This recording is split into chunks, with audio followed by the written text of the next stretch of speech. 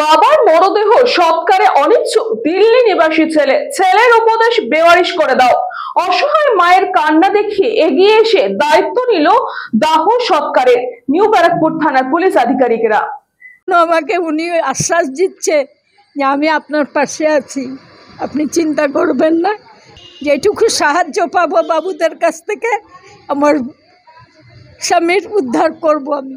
সম্প্রতি এপ্রিল মাসে নিউ ব্যারাকপুর থানার অন্তর্গত দক্ষিণ তালবান্দা এলাকায় জনৈক বৃদ্ধ হরেন্দর সিং ঘরে গলায় দড়ি দিয়ে আত্মহত্যা করেন। ঝুলন্ত অবস্থায় দেহ দেখে কান্নায় ভেঙে পড়েন তার বৃদ্ধা স্ত্রী রীনা দেবী। নিয়ম মাফিক স্বামীর মৃতদেহ পানিহাটি স্টেট জেনারেল হাসপাতালে নিয়ে গেলে অস্বাভাবিক মৃত্যুর মামলা রুজু করে পুলিশ। কিন্তু বৃদ্ধা রীনা দেবী নিউ ব্যারাকপুর থানায় এসে জানায় তিনি মৃতদেহ গ্রহণ করবেন না। বিষয়টি থানার আধিকারিকদের কানে গেলে তিনি বৃদ্ধাকে কারণ জিজ্ঞাসা করেন। অসহায় বৃদ্ধা জানান তার একমাত্র ছেলে দিল্লিতে থাকে, সে বাবার শেষকৃত্যে আসবে না জানিয়ে দিয়েছে।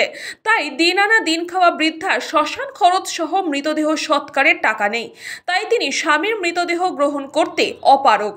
সাথে সাথে নিউ ব্যারাকপুর থানার ভারপ্রাপ্ত আধিকারিক সুমিত কুমার বৈদ্য ব্যক্তিগত উদ্যোগ নেন এবং অন্যান্য পুলিশ কর্মীরা ব্যক্তিগতভাবে সহায়তা করেন ও থানার সকল পুলিশ কর্মীদের সাহায্যে অবশেষে পুলিশ কর্মীরাই শেষকৃত্য সম্পন্ন করেন।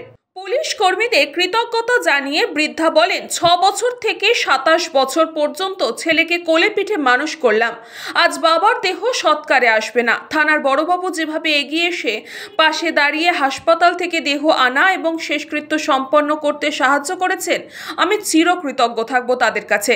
আমার ছেলেকে আমি ফোন করলাম, আমার ছেলে বললো আমি ডেড বডি নিতে পারবো না, তুমি যেভাবে করো না করো ছেড়ে দাও, ডেড বডি ল্যাবরেটরি চলে যাক। তখন আমি নিউ ব্যারাকপুর থানার সাহায্যে বড়বাবুর সাহায্যে আমি আমার স্বামীর সব কৃত্য কাজ করতে পারলাম। তার জন্য আমি সারা জীবন ওনার কাছে কৃতজ্ঞ থাকব।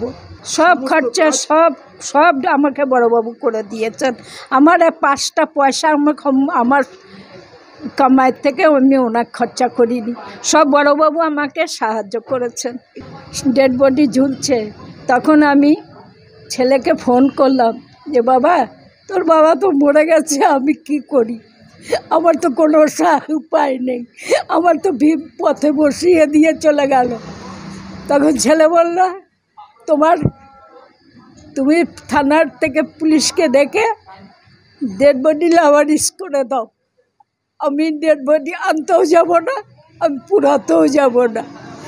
আমি তখন কি করব বলুন, আমার কোনো উপায় ছিল না। তখন এই বড়বাবুর সাহায্যে আমি আমার স্বামীর লাশ আমি পুরাতে পেরেছি। ব্যুরো রিপোর্ট, নিউজ পঙ্গ টাইম।